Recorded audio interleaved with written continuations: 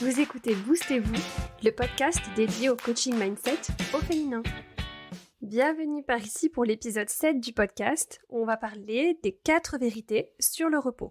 Je suis hyper contente de vous retrouver pour ce 7e épisode du podcast et si vous écoutez ce podcast pour la première fois, je suis ravie de vous accueillir par ici. Je m'appelle Camille et je suis entrepreneur et coach certifié. J'accompagne principalement les femmes actives, les mères actives, qui veulent se construire une carrière ou un business, tout en faisant de leur vie personnelle et de leur vie de famille leur priorité. Les femmes qui veulent poursuivre leurs rêves et leurs ambitions, celles qui veulent s'engager dans un métier qui leur tient à cœur, tout en ayant du temps pour elles-mêmes et pour leur famille. Celles qui veulent se sentir moins pressées, moins occupées, moins stressées, celles qui veulent se sentir plus en présence, plus en paix, plus en harmonie, qui veulent prendre soin de leur santé mentale, de leur santé émotionnelle, de leur temps, de leur énergie, pour pouvoir les utiliser intentionnellement. Pour avoir l'impression de vivre pleinement leur vie, sans avoir ce sentiment d'être emporté ou d'être ballotté par le flot des événements, voire peut-être parfois carrément d'être spectatrice de leur propre vie. Je suis hyper contente de vous partager cet épisode qui est le premier d'une série de 2 épisodes où on va parler du repos. Un sujet qui est très important quand on veut se construire une vie qui a du sens, une vie qui nous paraît alignée, et je vais vous expliquer pourquoi. Si vous écoutez ces épisodes au moment de leur sortie, on est en plein été. Ces épisodes vont sortir fin juillet et début août. L'objectif de ces 2 épisodes est double. D'abord, j'ai envie de vous donner des outils, des conseils pour vous reposer vraiment pendant vos vacances si vous êtes en vacances. Et deuxième objectif, c'est de vous donner des clés pour vous reposer aussi en dehors de vos vacances. C'est-à-dire de sortir de cette idée que le repos est réservé aux vacances, mais plutôt essayer de voir comment on peut faire du repos un élément essentiel de nos vies quotidiennes, aussi remplie et mouvementée soit-elle. Donc si vous écoutez cet épisode au moment de sa sortie, que vous êtes en vacances ou que vous le serez bientôt, je vais vous donner plein de conseils pour profiter au maximum de la pause estivale pour vous reposer vraiment. Et si vous écoutez ces épisodes à un moment où vous n'êtes pas du tout en vacances, vous allez aussi y trouver plein de ressources, plein d'idées, plein de choses à essayer, à tester pour pouvoir trouver du repos dans votre quotidien et surtout changer votre façon de considérer et de voir le repos. Et dans l'épisode d'aujourd'hui, on va surtout parler justement de notre état d'esprit autour du travail et du repos, de notre mindset autour de cette notion de repos. Cet épisode, il est fait pour vous si vous êtes quelqu'un d'ambitieuse, de parfois perfectionniste, que vous avez le sentiment de vouloir tout faire et de tout bien faire. Si vous vous sentez souvent épuisé, dépassé, fatigué et que vous essayez de suivre le rythme tout le temps, de faire tout ce que vous avez à faire dans vos journées, et si vous désespérez de finir votre to-do list interminable un jour, si vous vous reconnaissez là-dedans, alors le repos c'est peut-être un concept un peu étrange pour vous. Peut-être que vous avez l'impression que le repos ça doit attendre le week-end, ou les vacances, ou quand les enfants ne sont pas là, ou quand la to-do list est terminée. Peut-être que vous avez l'impression que le repos n'a tout simplement pas sa place dans votre vie de working mom, de working girl, votre vie qui est rythmée par ces to-do list interminables. Et peut-être que votre seul moment de vrai repos, c'est votre temps de sommeil. Pourtant, on en reparlera, mais le sommeil et le repos sont 2 choses un petit peu différentes. Sommeil et repos, ce sont 2 éléments qui sont essentiels pour se créer une vie dans laquelle on se sent bien, dans laquelle on se sent plus enligné. Une vie qui ressemble à la vie qu'on a vraiment envie d'avoir. Pourtant, dans la culture populaire aujourd'hui, dans le monde dans lequel on vit, le repos, il nous paraît souvent secondaire. On vit dans une société qui valorise le faire, qui valorise l'occupation, l'agitation, l'activité et la productivité. Comme je vous le disais, dans cet épisode, on va parler de mindset et des fausses croyances qu'on a parfois autour de cette notion de repos. Et donc, je vais vous partager 4 vérités sur le repos et on commence tout de suite avec la première. C'est que le repos, ce n'est pas un luxe, ce n'est pas une récompense. C'est pas quelque chose de facultatif, c'est bien un élément qui est essentiel à notre bien-être émotionnel et mental. On ne doit pas le considérer comme une récompense qu'on doit réserver pour plus tard, quand on aura fini tout le reste, quand on aura checké toute la to-do list. Pourtant, c'est souvent comme ça qu'on le traite. C'est-à-dire qu'on va considérer le repos comme une récompense qui est réservée pour les occasions où on va s'accorder quelques heures de temps en temps, ou les occasions où on va partir en vacances et mettre sa boîte mail en autorépondeur. Mais on se sera épuisé les quelques jours, les quelques semaines avant pour que tout soit en ordre avant de partir. Pendant longtemps, j'ai associé le repos à une récompense. J'avais en tête des pensées du type « j'ai le droit de me reposer, j'ai mérité de me reposer parce que j'ai bien travaillé ». Que ce soit à l'école, au travail, après ma journée ou ma semaine de travail, j'ai fonctionné comme ça pendant des années. Ça a commencé à se compliquer quand je suis devenue maman, d'abord, parce que les moments dédiés au repos sont devenus plus rares. C'est devenu encore pire quand je suis devenue entrepreneur. Parce qu'au début, j'avais pas les résultats que je voulais dans mon entreprise. Par exemple, avant de réussir à vendre pour la première fois un service, je me disais, je ne mérite pas de me reposer parce que je n'ai pas réussi à atteindre mon objectif qui était de vendre mon premier coaching. Donc dans ma tête, je ne méritais pas la récompense du repos. Et quand on pense comme ça, le problème c'est que ça ne s'arrête jamais. Parce qu'il y a toujours un nouvel objectif, il y a toujours un nouveau point d'arrivée et on peut en permanence se dire, je me reposerai quand j'aurai atteint mon objectif financier, quand j'aurai terminé mon projet, quand le petit dernier fera ses nuits, quand les enfants seront plus grands, etc., etc. Le truc, c'est qu'en tant qu'être humain, on n'est pas créé pour se reposer plus tard, ou un jour, ou une fois de temps en temps, quand tout sera terminé. On est créé, nos corps, nos esprits sont conçus pour le repos intentionnel et quotidien, pour que ça fasse partie de notre vie quotidienne, que ce soit intégré à nos rythmes quotidiens chaque jour, et pas juste quelques semaines dans l'année. C'est de ça qu'on va parler aujourd'hui, du repos en vacances et du repos dans notre vie quotidienne. Alors, je vous vois venir, je sais que l'idée du repos dans une vie qui est déjà très occupée, très chargée, ça peut vous paraître impossible. Si vous êtes une femme qui travaille, qui a un travail prenant, si vous êtes une maman active, vous êtes peut-être en train de vous dire « Ah, sérieusement, encore un truc de plus pour lequel il va falloir que je trouve du temps et que je fasse de la place dans ma vie alors que ça déborde déjà de tous les côtés. » Si vous pensez comme ça, je vous comprends à 200% parce que je suis passée par là. On a tellement l'habitude de ne pas vivre avec le repos, ça fait tellement pas partie de nos priorités quotidiennes que c'est difficile de l'envisager comme ça. Et donc c'est tout à fait normal si au premier abord votre cerveau résiste à cette idée de l'intégrer à votre quotidien et le considère comme une autre ligne de votre to-do list, une autre tâche à faire, parce que c'est comme ça que votre cerveau est habitué à fonctionner. Et justement aujourd'hui ce que j'aimerais c'est vous aider à changer votre vision des choses, vous aider à changer ce paradigme qu'on a sur le repos. Et ce que je veux vous proposer aujourd'hui comme pensée, c'est que le repos, il est aussi important pour vous que la nourriture que vous mangez ou que l'air que vous respirez ou que l'eau que vous buvez ou la qualité de votre sommeil. On vit dans un monde qui nous dit que l'occupation et la productivité, c'est comme ça qu'on devrait mesurer l'efficacité et la qualité de nos journées. Mais c'est pas parce qu'on vit avec cette injonction à la productivité que ça veut dire que ce mode de vie nous convient et nous est profitable sur le long terme. Quand on a envie de reprendre le contrôle de sa vie, de reprendre les commandes et de se sentir mieux sur le long terme, peut-être que ça veut dire de justement vivre différemment, en faisant des choix qui semblent différents de ceux qu'on a pu faire par le passé, peut-être aussi des choix différents de ceux des voisins, des amis, de la famille, des collègues. Et ces choix-là, ils sont souvent nécessaires quand on a envie de donner la priorité au repos, alors qu'on vit dans un monde qui est centré sur la productivité, sur le toujours plus, sur le faire tout le temps et faire toujours plus.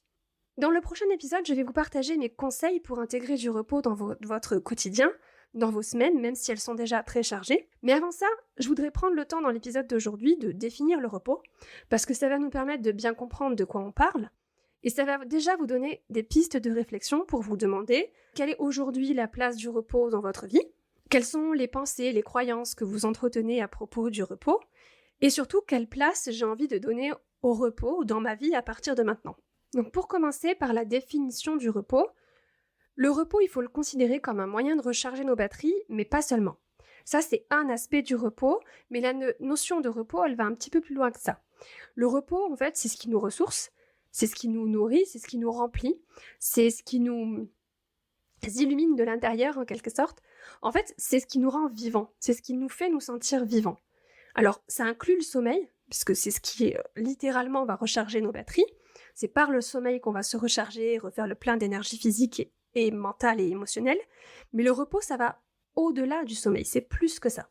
Et d'ailleurs, je suis convaincue qu'une des raisons pour lesquelles beaucoup d'entre nous se sentent constamment vidés, épuisés, fatigués, qu'on a cette impression d'être à sec, d'être complètement à plat, même si on a notre quota de sommeil, c'est parce qu'en fait, on passe nos journées dans la hâte, dans la frénésie, dans la précipitation constante. On passe d'une tâche à l'autre, d'une occupation à l'autre, d'une sphère de notre vie à une autre, dans un rush constant, perpétuel. On est sollicité en permanence et on répond à toutes ces sollicitations, toujours avec cet empressement et cette frénésie. Et on fait tellement d'efforts pour tout faire, pour cocher toutes les cases de cette fameuse to-do list infernale, qu'on arrive en fin de journée complètement vidé. et avec cette impression parfois d'être passé à côté de la vie et de ce qui compte vraiment. C'est peut-être votre cas si quand vous êtes au travail, vous pensez à vos enfants, mais quand vous êtes avec vos enfants, vous pensez à toute la liste de choses que vous n'avez pas terminées au travail. C'est cette occupation mentale permanente, ce brouhaha mental permanent qui crée de l'épuisement en fait. Et en tant qu'être humain, on aspire à plus que cocher des cases dans notre to-do list et passer notre vie à faire encore et toujours. Le problème, c'est que quand on a l'impression qu'on a tellement de choses à faire et qu'on n'aura jamais assez de temps pour tout faire, alors c'est logique que le repos nous semble secondaire, voire même un peu ridicule parfois. Parfois, on en arrive même à se dire que, en fait, le repos, ça nous mettrait encore plus en retard qu'on ne l'est déjà. Et en fait, tout ça, ça nous paraît vrai si on mesure nos vies en fonction de ce qu'on fait dans nos journées, en fonction de ce qu'on accomplit et de ce qu'on produit. Mais au fond, si on se fait une petite introspection, je pense qu'on sait que ce n'est pas vrai. Je suis persuadée qu'on a tous la conviction profonde qu'on est destiné à plus que ça, qu'on est destiné à plus qu'une vie d'obligations et de choses à faire. Et la crise de Covid qu'on vient de traverser pendant presque 2 ans et demi maintenant, elle a mis le doigt là-dessus, sur cette conviction profonde qu'on mérite mieux dans nos vies que de se réveiller le matin, faire des choses, cocher des cases jusqu'à l'épuisement, puis aller se coucher et recommencer le lendemain. Un peu comme des hamsters dans leur roue. Pourtant, quand on est pris dans le tourbillon de l'urgence de nos vies quotidiennes, on a l'impression que ce schéma, que cette répétition est nécessaire et que c'est comme ça que ça fonctionne. Du coup, on continue. Et on réserve le repos pour le week-end, le soir éventuellement, mais le week-end ou le soir, on a toujours tellement de choses à faire aussi, surtout quand on est parent, qu'on va se retrouver à faire toutes les tâches qu'on n'a pas le temps de faire la journée, on va les faire le soir ou le week-end, le ménage, les lessives, l'administratif, les courses, etc. Alors on réserve le repos pour les vacances. On le réserve pour plus tard, pour quand on aura plus de temps. Ou alors on se dit carrément qu'on se reposera quand on sera à la retraite. Mais la vérité sur le repos, quand on aura le temps, c'est que le temps, c'est pas quelque chose qui arrive un jour en fait. Ce qui nous amène à notre deuxième vérité sur le repos, c'est que le vrai repos est intentionnel. C'est pas quelque chose qui va nous tomber dessus par hasard, on doit le choisir volontairement, on doit le décider en avance et le planifier. Le repos, le vrai repos, nous demande une action délibérée, un choix conscient. Parce que si je ne prévois pas de repos et si je ne protège pas ce temps de repos, ce temps pour faire les choses qui me nourrissent, qui me donnent l'impression d'être vivante, alors ça n'arrivera jamais. Parce qu'il y aura toujours quelque chose qui me paraîtra plus urgent et plus important. Et on a tendance souvent à réduire notre temps de repos. Par exemple, quand on a beaucoup de choses à faire, on se dit j'ai qu'à réduire mon temps de sommeil. Mais à quel moment on s'est dit que ça c'était une bonne idée en fait ? Et la troisième vérité sur le repos, c'est que le repos, ce n'est pas de la paresse.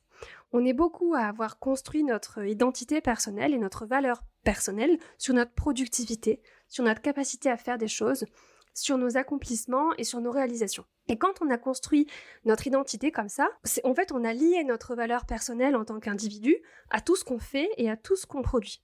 Et quand on raisonne comme ça, le fait d'être une personne très occupée, d'être une personne débordée, c'est quelque chose qui va être valorisé socialement. Donc on va se sentir valorisé socialement quand on est débordé et occupé. On a tout en tête le mythe de la Wonder Woman, celle qui gère tout sur tous les fronts. Et au fond, on est toutes plus ou moins conditionnées pour avoir envie de lui ressembler à cette Wonder Woman. À l'inverse, une personne qui nous dirait, surtout une femme ou une maman ou une entrepreneur, qui nous dirait qu'elle n'est pas particulièrement débordée, ça nous paraîtrait hyper louche.